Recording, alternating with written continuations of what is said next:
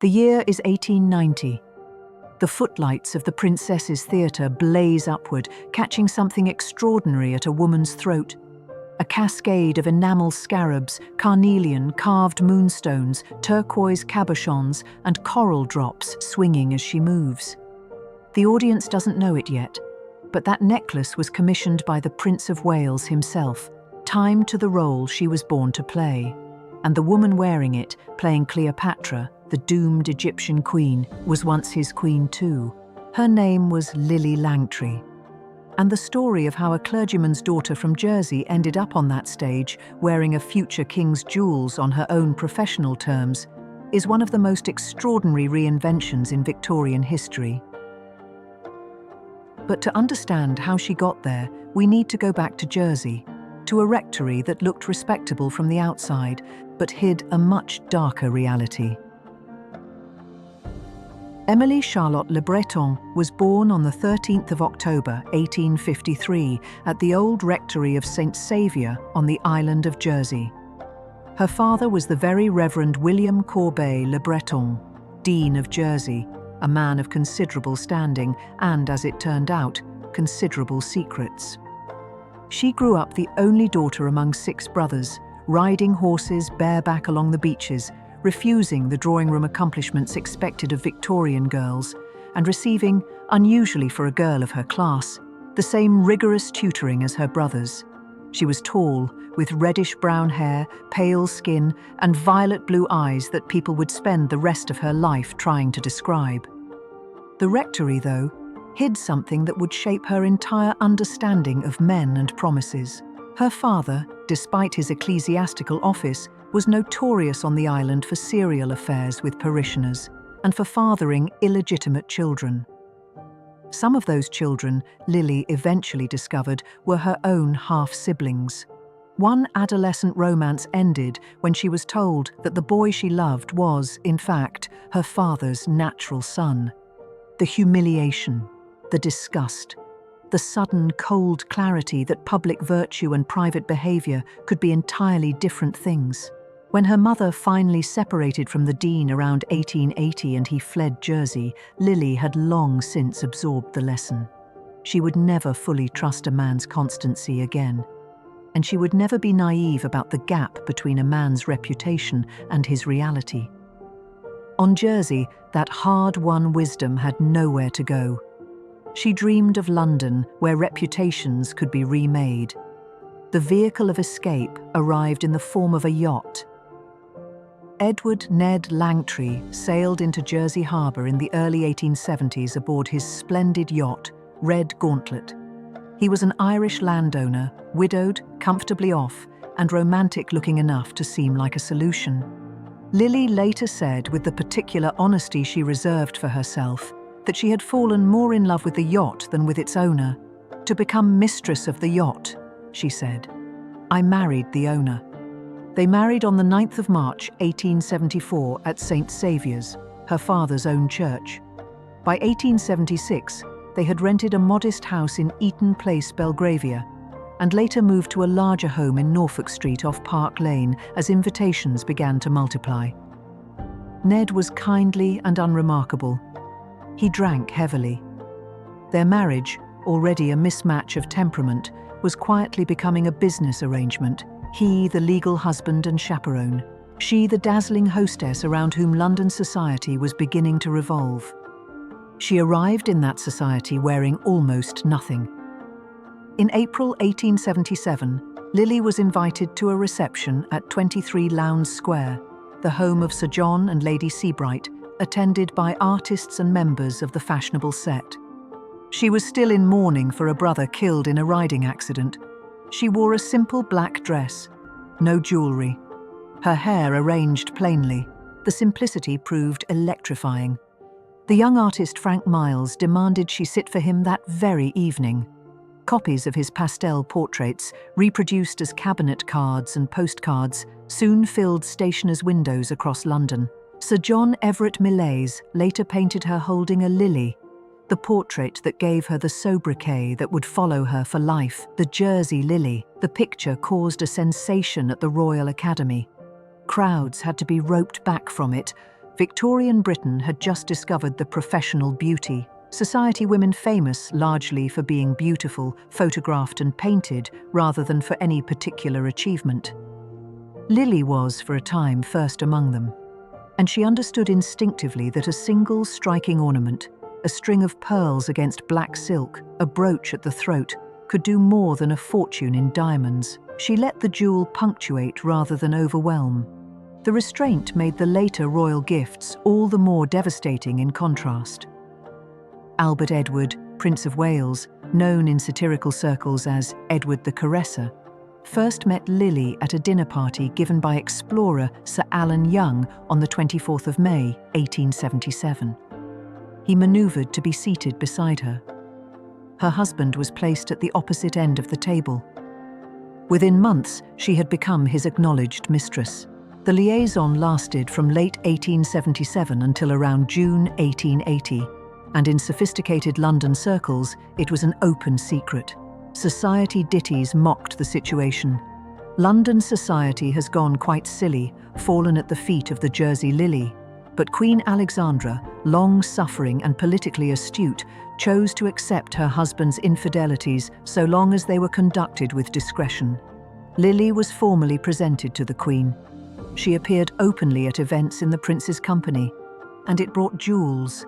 Among the most tangible symbols of the Prince's passion was the Egyptian revival necklace he commissioned from Hancock's and Company, timed to her stage role as Cleopatra, a graduated fringe of pendants featuring enamel and faience scarabs, a carnelian shell, ram's head motifs, coral drops, carved moonstones, and turquoise cabochons.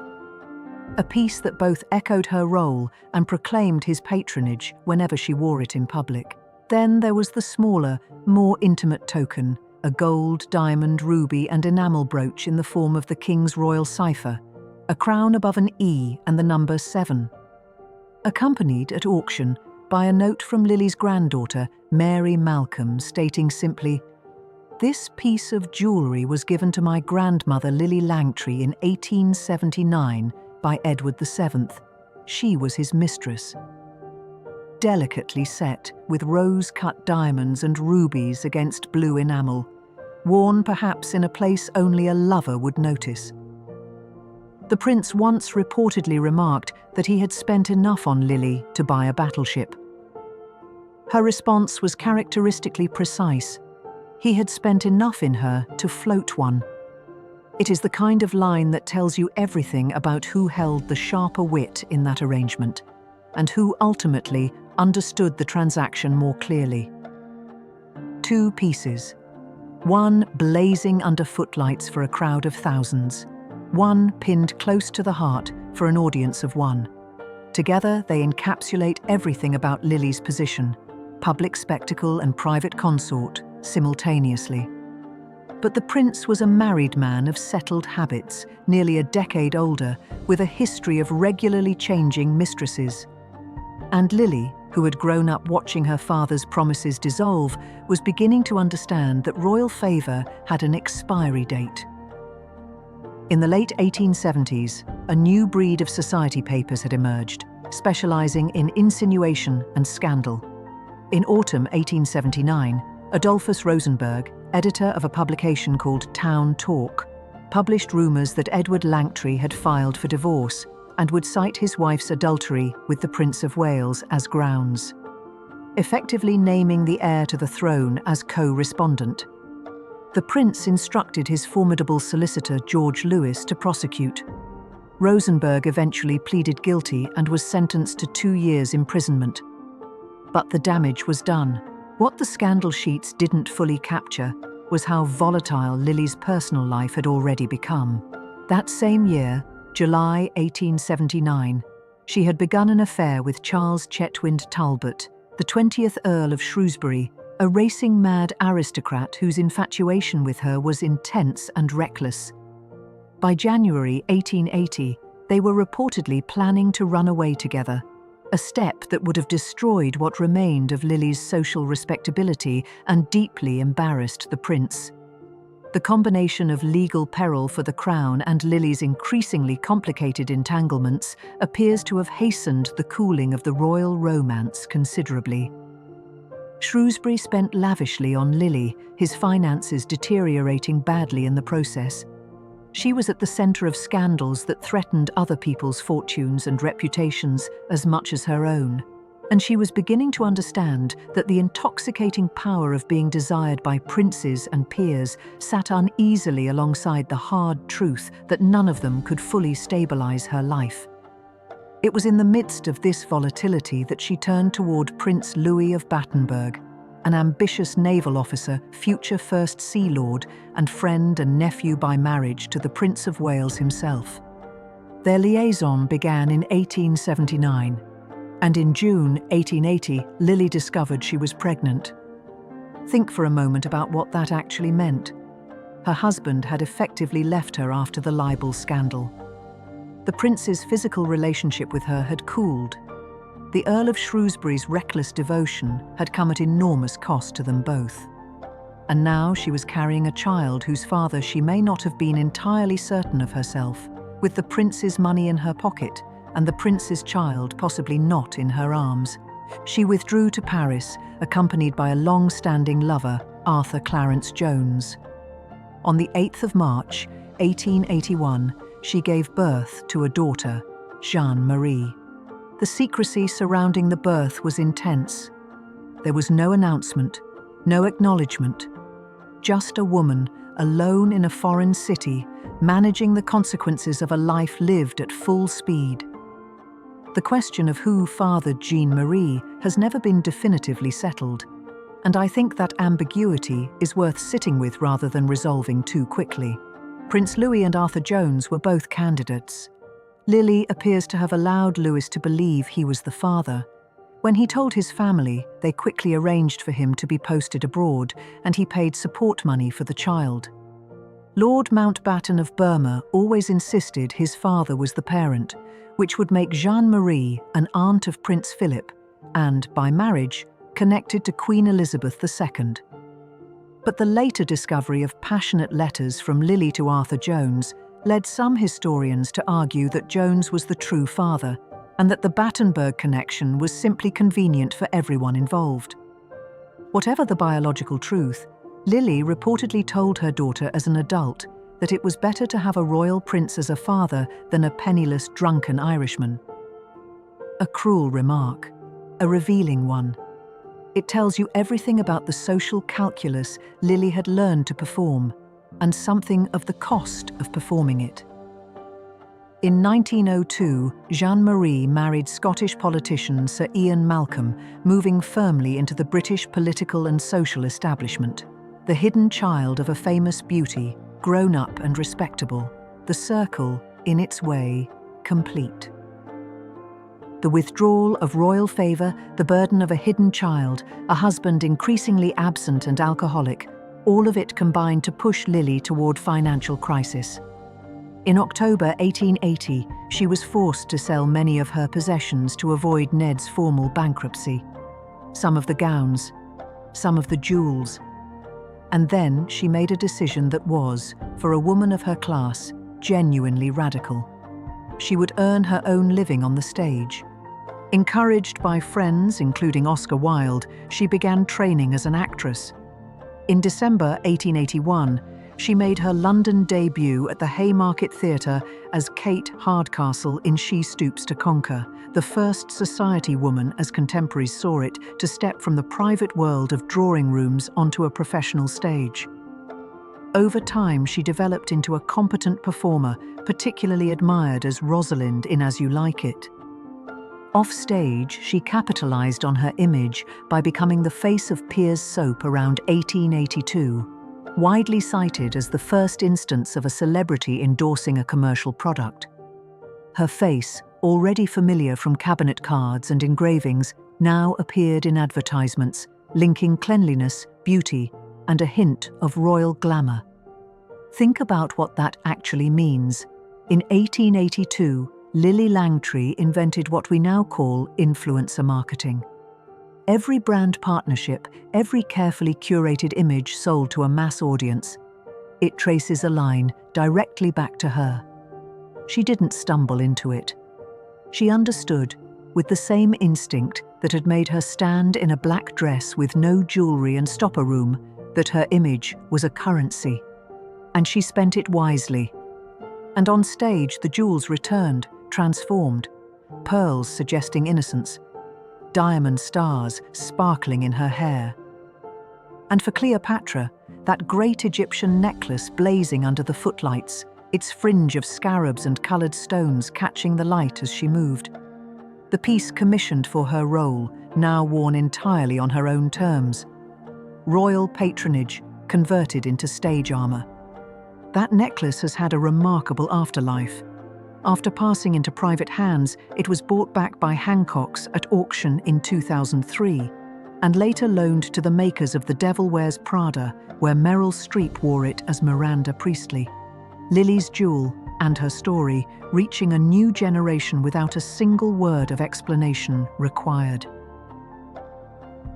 In the early 1880s, Lillie took her stage skills to America, forming her own touring company and crossing the United States. She was feted by millionaires and politicians, courted by wealthy admirers who saw in her a bridge between old-world glamour and new-world ambition. One such admirer was businessman Freddie Gebhard, who became her lover and partner in various ventures, including racehorses and land in California. In the Gwenock Valley, she acquired a ranch and vineyards that would become known as Langtry Farms, producing wine under her own name. A Victorian woman building a brand decades before the concept existed. By the mid-1890s, she had returned to England with sufficient independent means to purchase Regal Lodge near Newmarket. 12 bedrooms, imported oak panelling, Italian marble fireplaces, transforming it into a racing establishment where the Prince of Wales himself came to visit. Their affair was long over. Their friendship endured. The Lillie Langtry Stakes, a modern horse race, still commemorates her connection to the turf. In 1897, Ned Langtry died. 2 years later, she married Hugo Gerald de Bath, 18 years her junior. When his father died in 1907, she became Lady de Bath. A title. A quietly satisfying irony for a woman whose respectability had once been questioned in every scandal sheet in London. She settled eventually in Monaco, where photographs show her in softer pieces, strings of pearls, diamond bar brooches, lighter settings. The woman who had once worn a riot of Egyptian scarabs now understood that elegance, for a lady in her 70s, lay in restraint. The jewels had become personal talismans rather than weapons.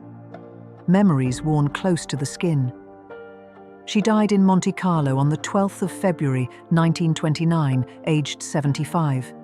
And she was buried on Jersey, the island she had spent her whole life trying to escape, and the only place that could truly claim her. Here is what stays with me, thinking about Lillie Langtry. She arrived in London wearing nothing, no jewels, no title, no protection, and she left it having worn the jewels of a king, built a business empire on 2 continents, and outlasted every man who thought he had defined her. The royal cipher brooch, pinned close to the heart. The Egyptian necklace blazing under the lights. The quiet pearls of Monaco, worn by a woman who no longer needed to prove anything to anyone.